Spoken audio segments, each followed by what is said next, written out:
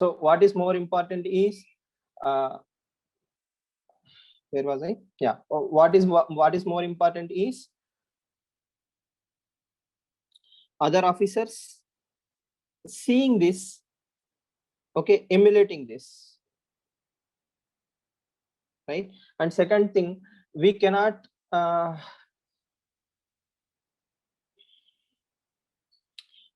criticize other officers or other collectors for doing the same, right? And the people of that particular area also have responded. So all these things work together when the particular area has a lot of other ideas also. For example, the people were having empathy, the people were having sympathy, the students were mobilized. See, the biggest reason of success of Operation Suleiman or Compassionate Kozhikode is because uh, uh, the educated youth of that particular district proactively participated. So a moral exemplar here, the IAS officer, right, provoked the good virtue ethics. So what is good in already in the people, that has been brought out, right? He did not imbibe new ethical values in the people. He brought out the existing ethical values. So that is what good governance do. It will act as a feedback mechanism. I have compassion, I know people have compassion. I am building on the compassion of the people, right? And that leads to reinforcement.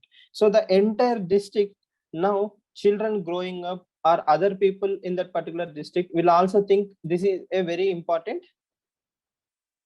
quality or a trait.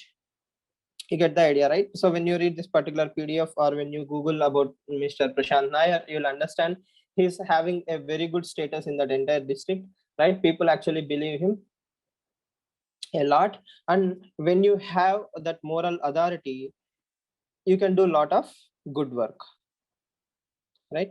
So he is using the existing frameworks and he is establishing new frameworks. Clear? Next.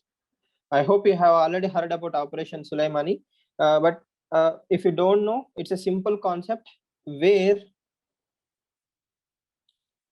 anyone with a particular food coupon can go to associated hotels and restaurants. He can have the food, and instead of giving money, he can give the coupon. The coupon is equivalent to 40 rupees. It's just like the Sodexo or other coupons, right? But this is for the poor who cannot afford food.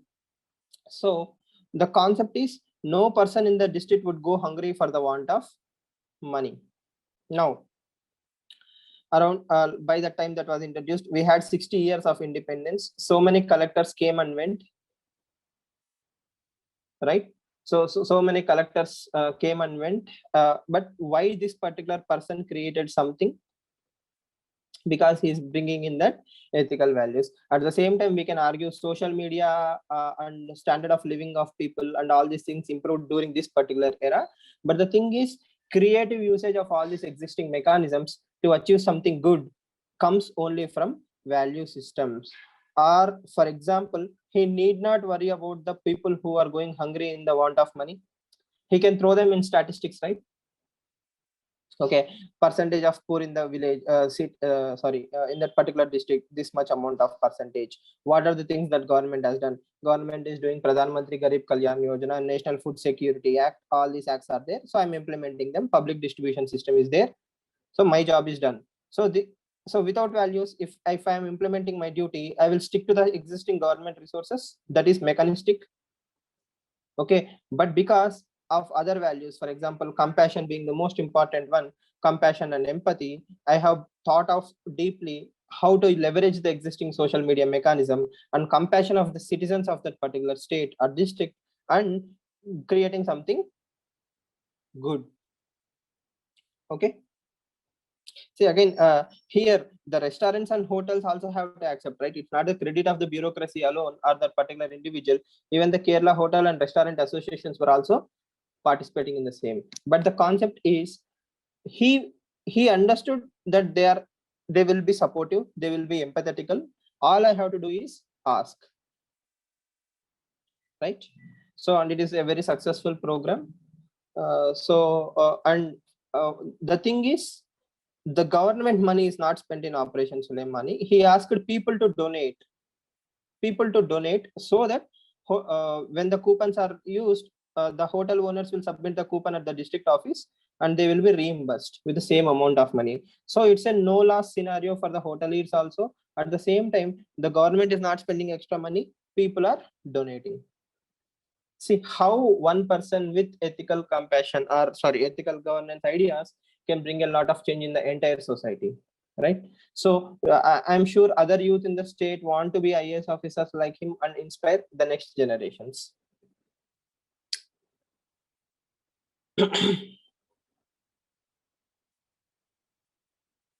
Next, other small examples. We don't call it as ethical governance, but the thing is leadership. For example, Avinash Kumar has opted for government primary schools. Okay, so he joined his daughter in a government school. Now, why is this important? For example, integrity, honesty, transparency, accountability. So these are the terms we use very, without actually meaning them a lot, right? So the most important thing is accountability. For example, if you are a district collector accountable for the life of a lot of people, and let's say education in the state, if your own daughter is not getting good quality education in that particular area, okay, then what guarantees do other children have? So for example, leading by example, right? I'm not saying it's perfect example for ethical governance, but what I'm trying to tell you is the terms we use from the next class onwards, like probity, honesty, integrity, accountability, they can be in a whole different level. Accountability can be mechanistic, like as I told you yesterday, CAG, CVC, Lokpal, Lokayukta, Citizen Charter, RTI. So all these are also accountable mechanisms. But nobody can say, if you join your daughter in a private school as a criminal thing or a wrong thing, and these institutions cannot even come into this particular direction. But by moving into a higher realms, like not only sticking with the traditional formats of accountability or trust in the system, right? You are setting a whole new example. So he earlier sent the daughter to Anganwadi school for pre-primary education. So the same collector, right? He is sending her to government school, then to Anganwadi also. Next. So what does that tell the citizens of that particular area? Like government schools are not that bad. In the same way, from Telangana, Collector Aisha Khanam, she joined her daughter in a government school. So there are good IAS officers who are actually doing similar things, right? Or for example, IAS Murli, again from Telangana, I think he took her daughter to a private government hospital for her delivery. Okay, institutional delivery. So when government says Matriva Yojana, what is that scheme?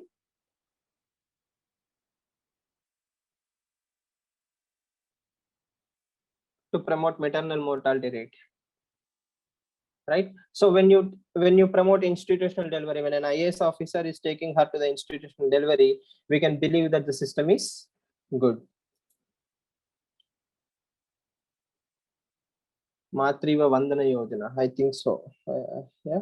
So the same is with Mr. Governor ESL Narasimhan. He was a former IPS officer. He availed medical services for him and his family members in government hospitals. Right. So here we can stop and ask, when they were even symptomatic, like mildly symptomatic, or they had the suspicion of asymptomatic, how many public figures, politicians or bureaucrats went to government hospitals as a first resort? you can cite, they went to AIMS and all those things, but the first for the primary care, do you remember any?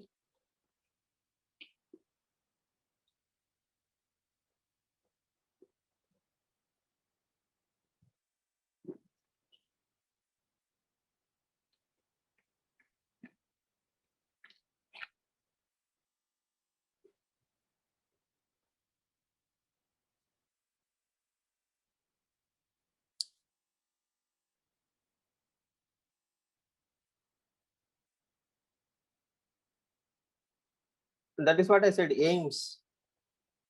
Forget about AIMS. And AIMS is, say, for example, Home Minister of India went to AIMS in the second like checkup. For checkup, he went to AIMS.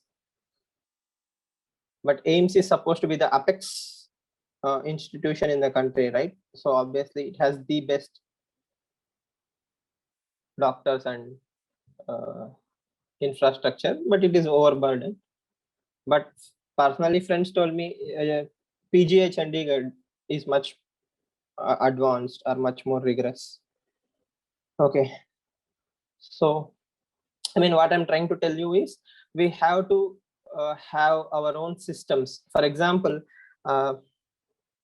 tomorrow when you write a case study or when you become an IAS officer or something like that, you can always remember, see, how do you improve the things at the ground level?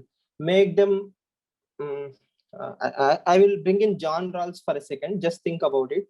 Okay, what is the best way to cut a cake? Okay, don't say in the middle, from the top, bottom. No, that is not what I meant. For example, so simple understanding of John Rawls theory. Let's say person who is cutting the cake.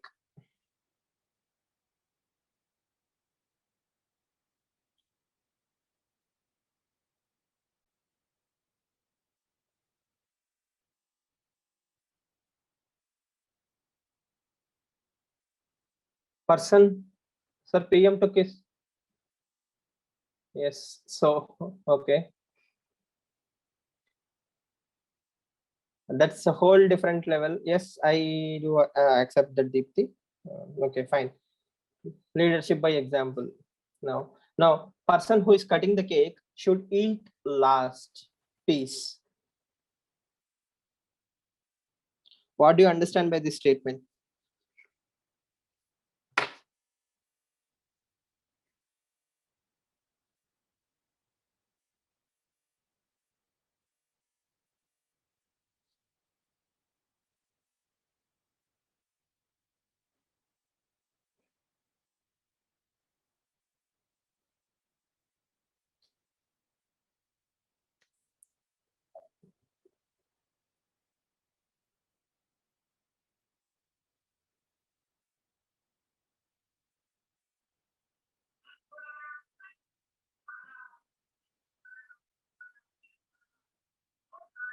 He should be willing to forego his piece if nothing is left. Okay. Okay. See, again here, the person who is cutting the cake should eat last piece. Means if I have to get, a decent amount of cake, I should split the cake into equal pieces. No, you people are getting all the wrong ideas. For example, see, if I cut the cake in equal pieces, okay, even if I eat in the last, okay, I'm still getting the same piece as everybody else, right? So I will be responsible in distributing the cake.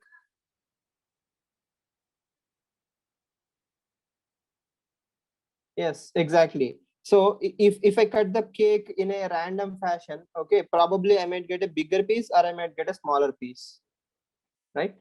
So people won't be happy, right? So if I cut a very, very small pieces in the starting, people will understand, okay, for let's say 1, 2, 3, 4, 5, 6, 7, 8 people are there. Okay, so if everybody has to get the equal piece and I am the 8th person, then I have to distribute it equally. But if I'm cutting small pieces, they will complain. If I cut big pieces, in the end I will be left with a small piece. So for equal distribution, I mean, if I'm the last person who is getting the food, that means I have the skin in the game. This is what Talabet call as skin in the game, right? Okay, or what we call as stakeholder approach. So this is what is justice, that everybody will get the equal amount of pieces. Now, how do you improve the government services? So apart from Shankar movies, the simplest solutions will be make them the stakeholders, put them, have them the skin in the game. For example, the ministers, the MLAs, the bureaucrats, they should have stake in the outcome. For example, if all parliamentarians pass a bill saying, every parliamentarian should compulsory go to the government hospital only, right? So they have a stake in their own welfare. Probably they will focus more. So again, these are all hypotheticals. This will never happen in the country, at least for next 10 years probably. But the thing is, we have to improve this approach. Like they should have a stake, right? But because there is no such legal obligation, it's only a moral obligation. Very few IAS and IPS officers are actually doing this, and they are still setting a benchmark for the society. You understand the concept, right? Okay, and it's nobody's case to argue private hospitals have better infrastructure. Okay, we have AIIMS like institutions in almost all the states right now, or at least in the major states, right? So AIIMS are considered to be the best. So why not go there? Okay, the famous case being Jayalalitha. When Jayalalitha, Tamil Nadu is one of the best performance in the country, right? In spite of that, she went to Apollo. Don't we have the best of the doctors in the government hospital? Don't we trust them? Don't she trust her own system, which she ruled for 20 plus years? So that speaks volumes about our governance part. Okay, the same is with Mr. Pankaj Jain from Madhya Pradesh. She joined her daughter in an Anganwadi, and so on and so forth. Examples are very similar, right? Next, Ashwini Sharan in Chhattisgarh. So in a small state like Chhattisgarh, which is still developing, okay. So if he can send her daughter to a government school, many others should be inspired. One more example from Tamil Nadu, where she joined them in Anganwadi state. Next, one more example for ethical governance or compassionate governance. A very famous case study, Armstrong Palm. You must have heard. How many of you have heard about him before this class? Armstrong Palm.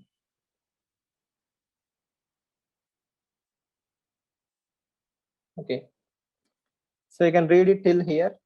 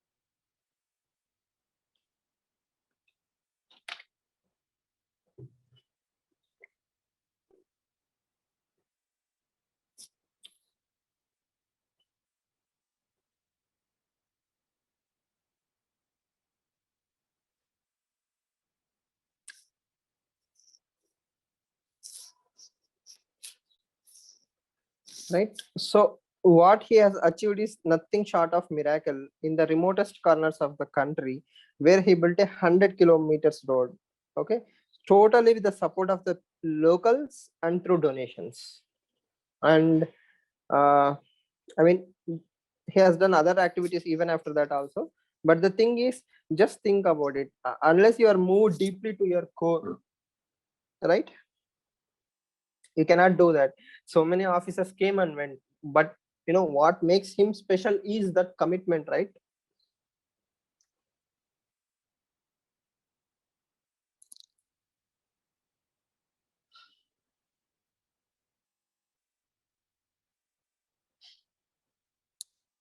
See here, the intention is not to blame the government. We literally cannot blame everything on the government forever, right? So we know system is broke, system doesn't have priorities. We can see that during the COVID time itself, system has its own mind. System cannot think clearly. System is stuck with its own obligations. So where to focus, how to focus, these things are prioritized by the local people, and a district collector is a very is a person in wonderful opportunity to see the problems of that local area, and using his own value system, he can create some out of the box solutions. Okay, so this one is the most latest example. Dr. Rajendra, he is collector in Maharashtra, right? Now, when the entire country is grappling or suffering from oxygen shortage, this particular district under this particular collector has established an oxygen plants throughout the district where 3,000 liters of oxygen is produced every minute. Okay, so that is a fantastic investment that the particular district has done in a proactive way. And they also have around 30% of vacancies in beds. See, when people in other areas are literally begging for oxygen and beds, okay, this particular district, that too it's a tribal district, okay, is having extra beds plus spare oxygen. People from surrounding districts are coming to this district for medical treatments. Okay, so how he planned that also comes from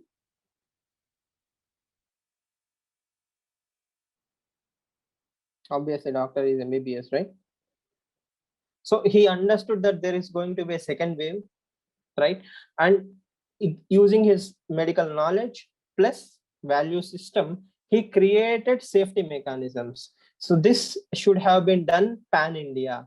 That is what ethical governance separates from mere governance,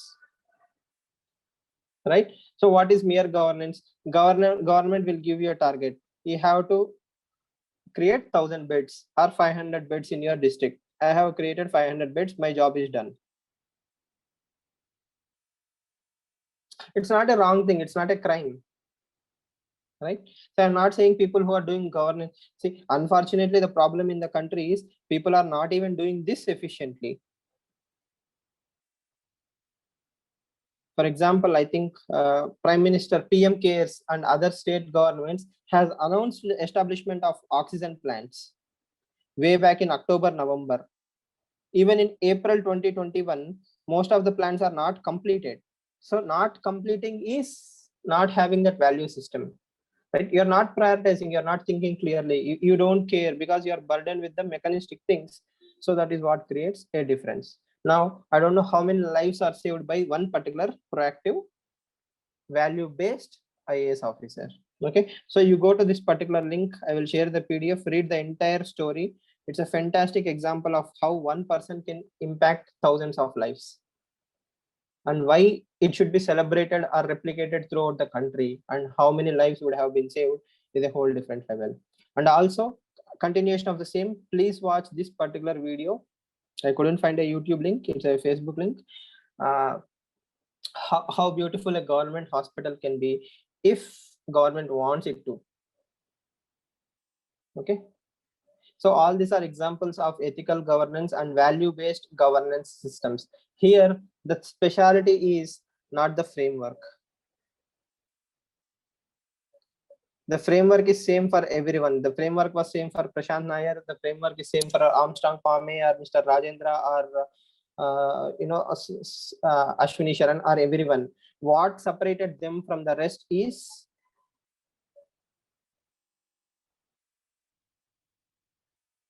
the value system. So even one drop in an ocean can make a huge difference. One IAS officer among thousands can still make a fantastic job. Now, not everybody has to be exceptional like them. As I told you, even doing your job efficiently is also totally appreciated, right? Efficiently and effectively doing your job is one thing, or you can go out of the box. Both are fantastically appreciated. We need more of such breed. We need more of such kind of IAS officers. The next generation should be proactive, not lethargic. That is why ethical understanding of the entire syllabus is very, very important. Clear?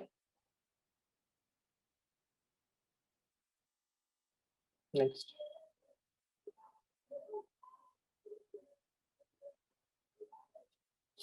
So we will see two case studies. I will share the PDF again. We are not going to discuss the answers, but I want you to understand how the syllabus line will actually convert into ethics case studies.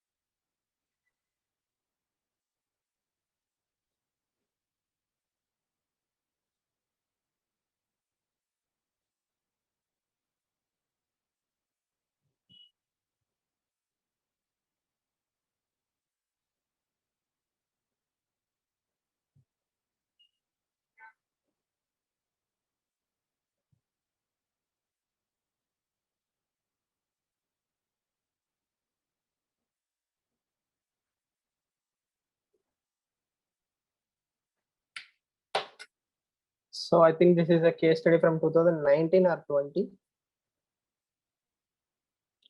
right? So there can be a mechanistic answer, there can be a value based answer. As I told you, subconsciously without realizing, people drift towards mechanistic answers. But what separates a good answer from a bad answer, or a good IAS officer from a bad IAS officer, is the value system. So your response to this particular answer tells what kind of bureaucrat are you going to be.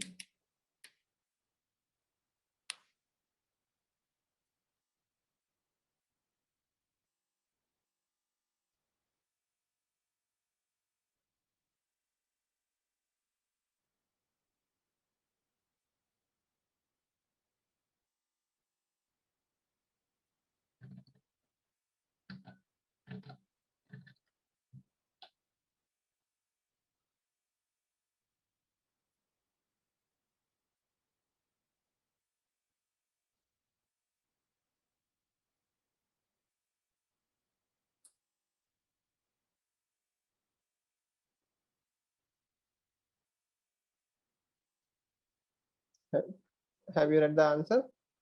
I mean, the case study.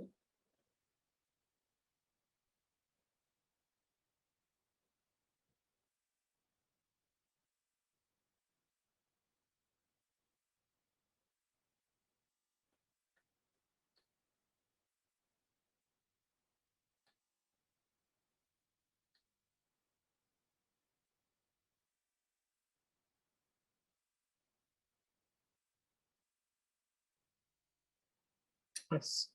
So this is the problem. This is the actual question. You're appointed as district collector of Rampura. Identify the ethical issues involved. Okay, but specific steps. This is what separates you. See, this is the biggest problem. First problem is sensitivity. First, you need to be sensitive to understand all the problems. Then, response to the sensitive issues. Then, long term.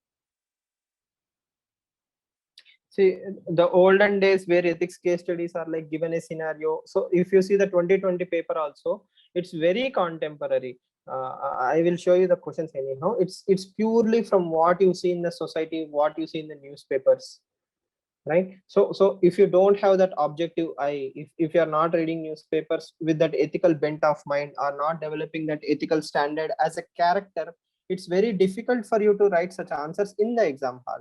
You will go there and you will start writing Pradhan Mantri Kaushal Vikas Yojana can be implemented, right? Corporate social responsibility can be implemented. See, these are all mechanistic things. It's not a wrong answer also, right? What I'm trying to tell you is, what is that value that separates you? For example, see, there are two lines in this: the significant industrial and mining activity. The targeted welfare programs have not been adequately benefiting the tribal population. Okay, so this is governance failure. Next, youth began to migrate. Okay, this is mostly boys or men. That is one more thing. Next, here is about women.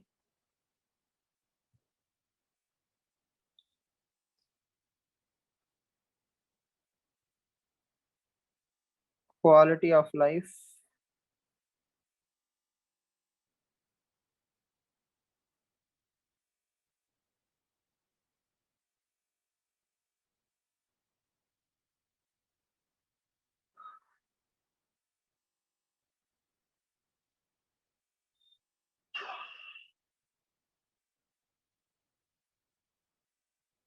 So now, what are they missing? The girl child is missing on the education, right? And here is one more poverty cycle.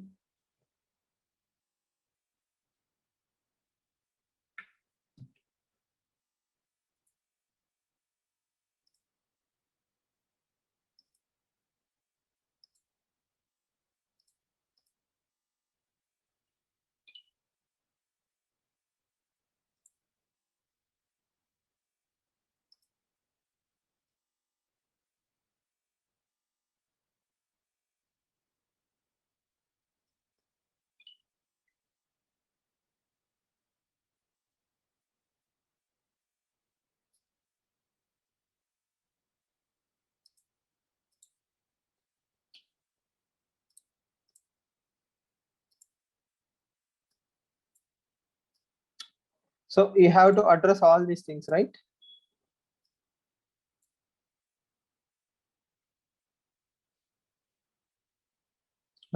First, you have to be sensitive even towards all this issue. Only when you are sensitive towards all this issue, you will find specific steps.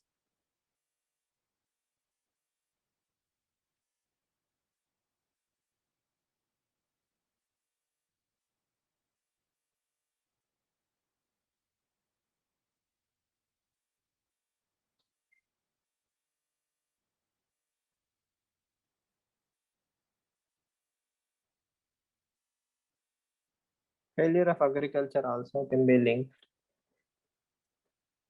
right? So probably if I remove the poverty through promotion in agriculture, that is one step, right? Reverse migration, providing urban. So it's like GS2, but with value-based systems. Why I am doing it for overall. All the stakeholders involved in this particular scenario have to be addressed. So poverty is the root cause. Poverty leads to why poverty is happening? Because of failure of agriculture. Because of failure of agriculture and poverty, what is happening? People are moving away and girls are forced into child labor. That is leading to the health issues. So somewhere down the line, the migration could be stopped. Uh, uh, no, child labor is because of lack of implementation, right? Again, it's a governance failure. Just because they are suitable for picking the cotton, you cannot employ a child labor. So there is a Child Labor Act which prohibits, right? So at the same time, say quality of life is being affected. So somewhere down the line, governance failure has to be brought in. the ethical standing of the labor contractors have to be brought into the discussion, right? The parents' plight, society as a whole, then the government. So when you bring in all these factors, see, what I'm trying to tell you is there is no perfect answer for this case study. In the exam hall, in the 15 minutes you have, you can write whatever you want to. But if you don't prepare from today onwards, that I have to be sensitive to every issue involved in the society. So when you see poverty, you may not worry about poverty, but poverty actually linked to child labor, and that led to the serious health issue. So poverty anywhere is a threat to prosperity everywhere. So if there is no poverty, probably these girls will go to the school and get educated and their life cycle will be better. But because poverty is existing somewhere, or because of omissions of the governance, because of the omissions of the governance, the tribal population is not seeing the benefits and child labor is sustaining. So as a collector, as a government, as a system, your omissions will have life-changing ramifications in the society. That is what is the point I'm trying to deliver to you. Okay, you might think, what will happen if I don't focus on agriculture? Somewhere somebody will become a child labor. Okay, what will happen if you don't do the public service delivery in time? Somewhere somebody will be forced to migrate. Right? So that is where the compassion will break the bounded rationality, right? You assume it might hurt someone, so that compassion expands your rationality.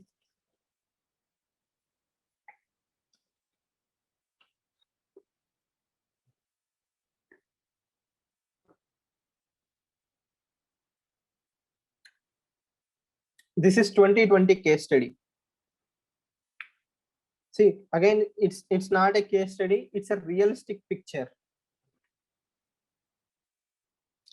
This is where the question starts. This is the story.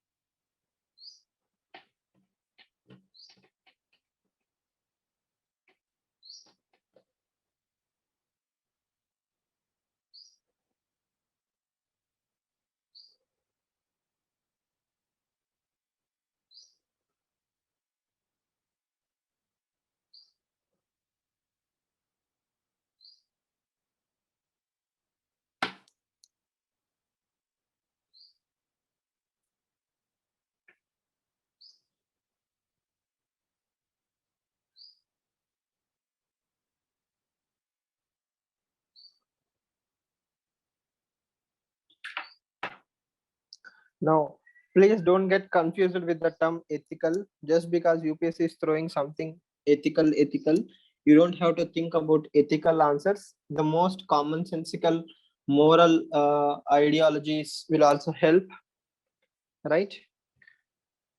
Now, so this is how case studies have transformed in the last few years, especially in 2020. If you see, it's very pragmatic. It's from their own lifetime. It's something they are seeing. It's not futuristic. It's a present crisis, and you have to offer a solution.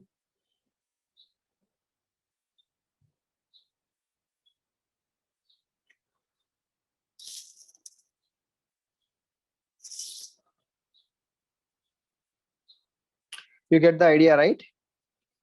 This is where a honest, upright, and proactive, value-filled bureaucrat comes into the picture. He may not be an IAS officer all the time or an IPS officer all the time. He can be anyone.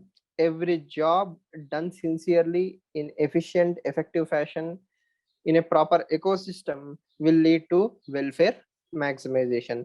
See, obviously, we cannot start criticizing a lockdown should have been informed then imposed, right?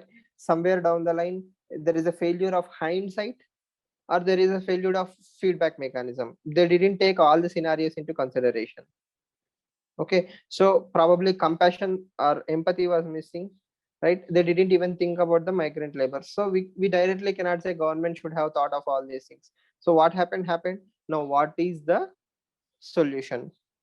So what do you understand by ethical caregiving state? So some of you might be thinking, why should state be caring in the first place? Why is it a state's problem?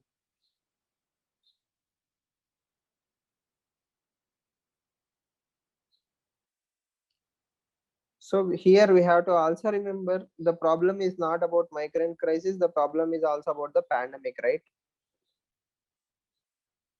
So dignity of labor, fundamental rights, upholding the right to life, all these things are duties and responsibility of the state. And when you are imposing a lockdown, private sector cannot come into the picture. So the entire burden of the weak and marginal sections of the society definitely falls on the shoulders of the government. Ethical governance is the basis of good governance, so state should be ethical. Okay, so that is what I'm saying, right? It's an established fact that the burden will fall on the state. Now, how, like, what is the caregiving state? Where do we draw the line? How much care should be taken care of? For example, fear of starvation. This is inhumane. Like, if people are dying out of hunger on the roads, that is abject failure of governance in every step, right? Transportation.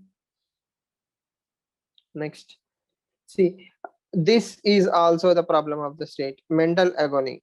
If your citizens are suffering out of fear, sheer panicness, then there is somewhere failure of governance. So what can be done? So you can mobilize officers from all over the country. You can mobilize the civil society.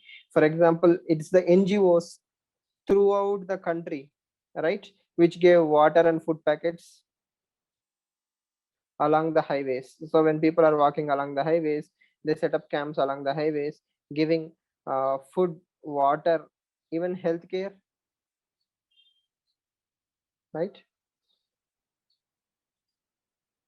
So that kind of compassion has to be imbibed. So you can establish a loop.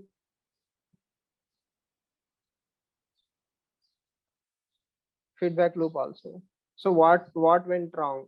Why were they not considered? So next time when I make a policy, do I include them? What are the things I can do? So what is the existing state's capacity and civil society capacity? How collectively we can help the migrant labor? So what is the first thing that government has done after the entire chaos?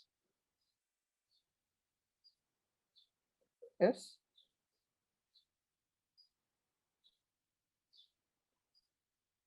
they started creating a database of all the migrant laborers in the country,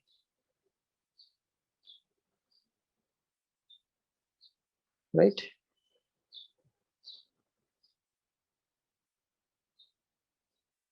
You get the picture? So before entering into probity and governance, hmm, hmm, I want you to see one more case study. So this is again from 2019, I guess. So the latest case study. So just read it.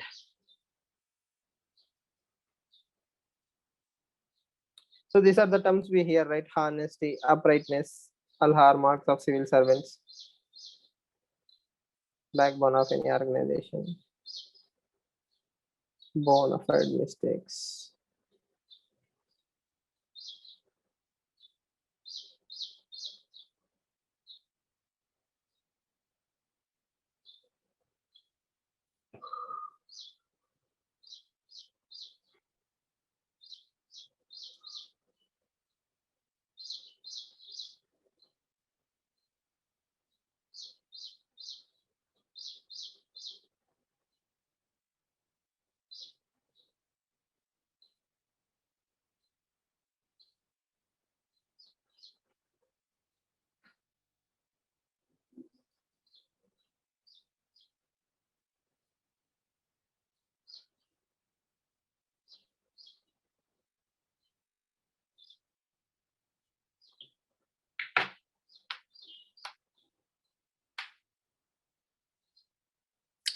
So when we were discussing about governance, I mentioned some line, right? It is the responsibility of the system to create an ecosystem where the honest officers are not afraid and the dishonest are scared, and at the same time they will flourish to take the risks, right? So if every decision I take is restricted by the framework, the CVCs and CBIs and other activities, or what Anil Swarup calls as 5 Cs or 3 Cs, right? So then what happens? I will be scared to take any decision. When I'm scared to take any decision or risk anything, do you think I can deliver the public service efficiently and effectively? I will be crippled with the fear. I will think 10 times before signing any document. I will think 100 times before giving funds to any department. So it will be like a policy paralysis. So system is there to protect me, not to cripple me. At the same time, too much freedom will lead to corruption. So where do we draw the line? So what I'm trying to tell you is the part A, the theoretical part of the UPSC, the part A, the section A of the syllabus copy, analysis or the depth is becoming case studies. Earlier case studies were separate, part 1 was separate. Now unless you understand part 1 very deeply,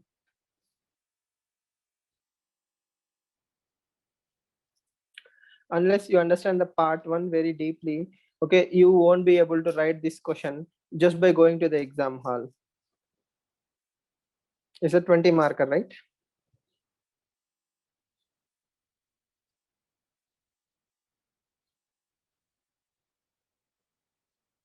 So you cannot just go on there and start writing second ARC said this, second ARC said that.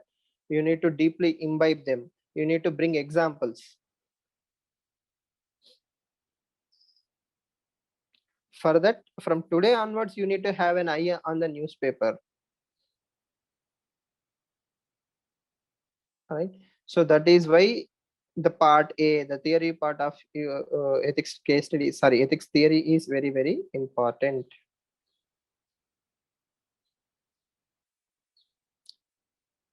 See, media is equally responsible. Civil society is responsible. The existing frameworks are responsible. Laws are responsible. For example, Prevention of Corruption Act is responsible. It doesn't define what is corruption properly. So when it doesn't define corruption properly, there is a moral pressure from me and the minister. So if minister is pressurizing me, I will be transferred to some remote place. So if there is a system which protects me from arbitrary transfer, I will have some incentive to get or be honest. If there is no mechanism, then how will I be honest?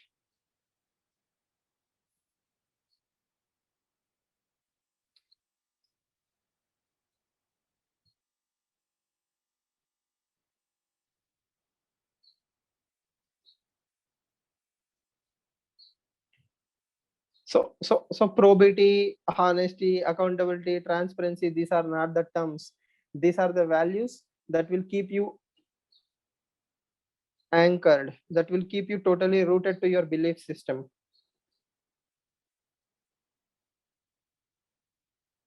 Are you able to understand why that next chapter is very important? Because without imbibing those values in the next, from the next chapter, if you become an IAS officer, or if you forget about IAS officer, if you write an ethics case study, it will be purely mechanistic. You'll go there and dump second ARC said this, some Punchi commission said that this is what we have to do, done deal. And we expect 140 in ethics papers.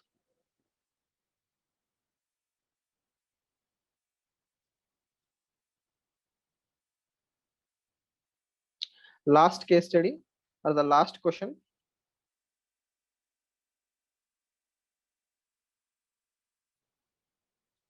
In the recent times, there has been an increasing concerns in India to develop effective civil services ethics, code of conduct, transparency measures, ethics and integrity systems, and anti-corruption agencies.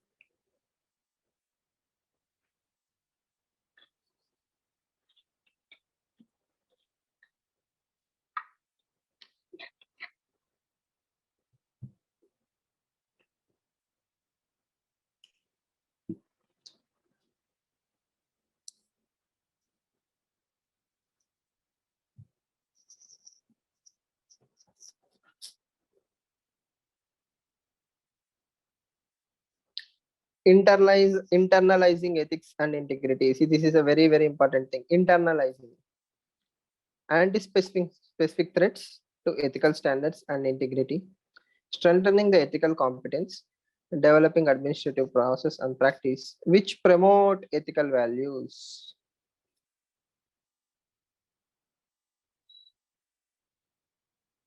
The most creative part of the question is this.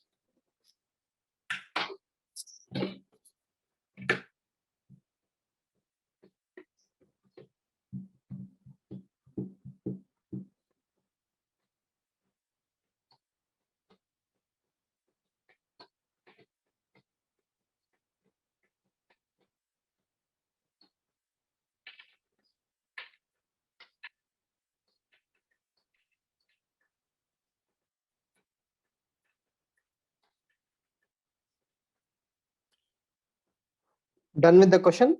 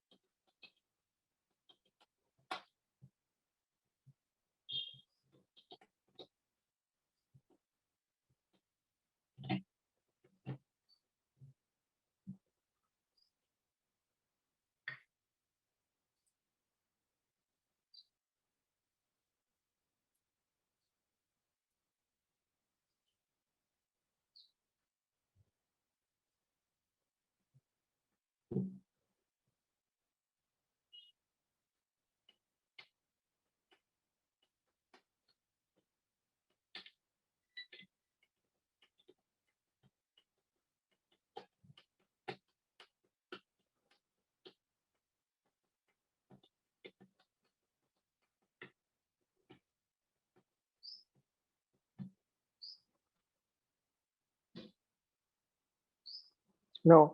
Few days ago, there was an article in The Hindu about selection of the police chief. I hope you remember that particular article. So if you have to place that article in 1, 2, 3 points, where do you place it?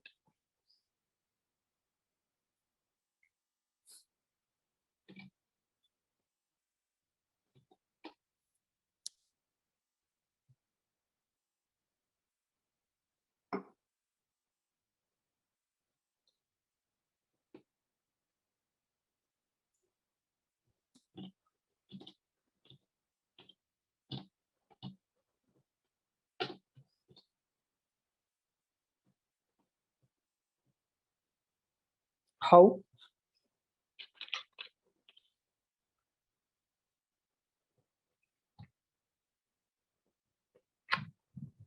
1, 3. Okay.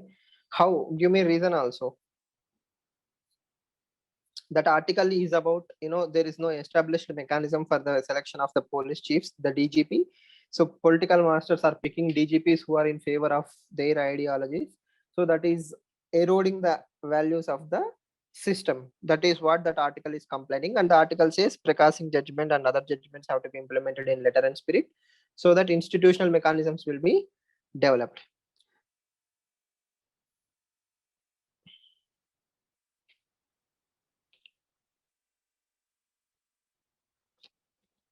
Why 1, Hari Krishna? I do agree with 1 and 3 both. You can apply that article to 1, 2 and 3 also. But the thing is, why 1? Sir, 1, because politicians are the biggest threat to civil servants, because I mean you Okay. compromise your values just to stay in a particular place. So in case we have a civil services board wherein you don't have political influence, then you are pretty sure that you are in safe hands. I mean, you can at least adhere to the standards and you don't do political pressure. So, because I mean, the biggest threat is yes. political Okay. pressure. So the threat is identified. At the same time, we can use it in point 3 also, right? It's an administrative process which will make sure that integrity in civil services is not compromised. I don't have to bend. So 1 and 3, even 2, right? So by doing that, we are strengthening the ethical competence of next generations. So 1, 3 and 1 and 3 leads to 2. So see, you can use that particular example as you see fit, but you have to use that example. You have to see, you definitely use that article in writing this answer. If you don't write that answer in this, that example in this answer, you are scoring less. Right? So everybody, please make sure whenever you read something in the newspapers, you have to apply it. 1, the specific threat being discretion and absolute political influence. Definitely. So again, we can expand it to so many examples, right? So when you write anticipating specific threats, suggest institutional measures. So as an institutional measure, you can say compulsory posting. Second ARC report says every IAS officer should be posted minimum 2 years or 3 years in a particular post. He should not be transferred.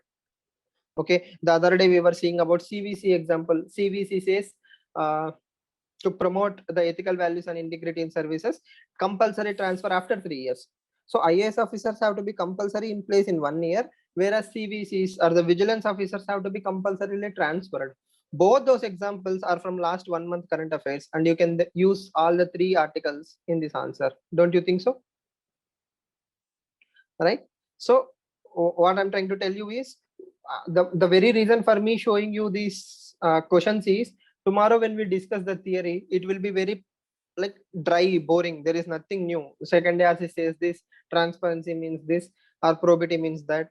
But the thing is, how are you applying it to the present day context? Because questions are evolving. In 2021 mains, you might see a question where they will ask you, during oxygen shortage, what are the proactive steps?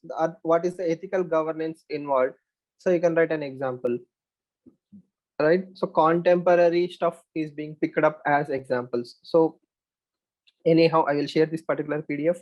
Also, I will share you the 2020 ethics paper. See the case studies, read all the case studies. Just read it. I mean, you don't have to answer, think about it. Understand how contemporary or how relevant the questions are to the present day-to-day life. Okay. Based on that, we will update our existing knowledge. Are we clear?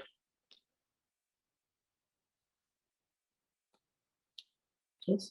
So questions are like this. So unless you focus on the current affairs, theory part is not going to take you long. But because we know where we have to go, we will incorporate current affairs and at the same time the daily aspects. Right? Okay then. So tomorrow probity in governance chapter will start. I haven't touched upon 2 things. One is the contractarian theory of John Rawls. The other one is solutions to corruption, and I think ethics in international relations. These 3 things I'm deliberately skipping as of now. I remember them, we will discuss them in the case studies also, right? There is a question directly about John Rawls, so there we will discuss John Rawls. Corruption, there are questions, ethics case studies about corruptions, so it's covered in GS2 also. And ethics in international relations we will cover. Anyhow, PSIR students have basic idea, we'll cover that. Clear? Any questions?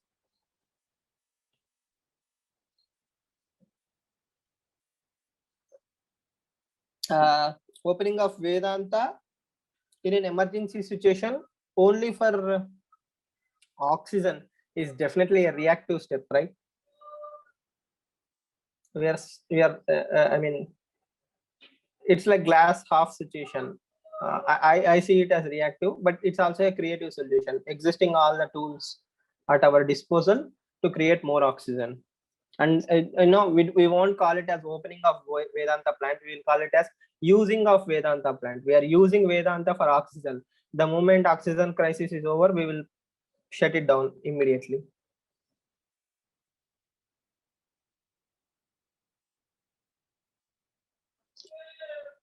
I think it's a desperate measure, so we won't call it as proactive.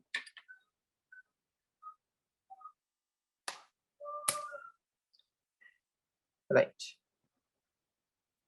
Anything else? How should we see the actions taken by DM in Tripura? That marriage where he went and okay.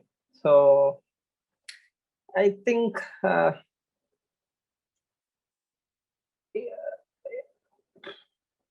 media's role is there. Emotional intelligence could have been a bit better, but probably he's very heavily worked out, frustrated, right? People are, what is the need for marriage in such situation when people are dying? So things could have been managed in a bit better fashion, but it will be harsh of us to judge him because we don't know what kind of stress he has been going through, right? But it's not an excuse.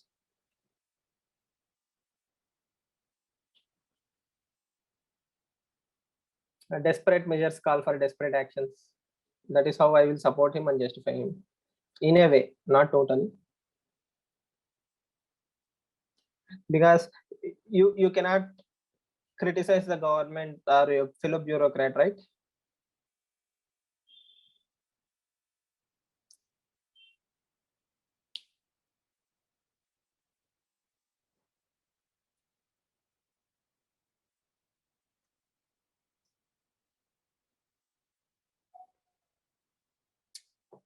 Okay, then I will share the PDF.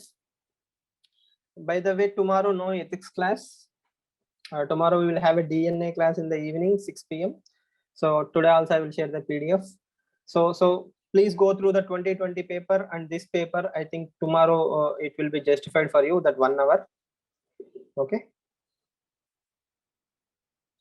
All right. See you all tomorrow evening. Right.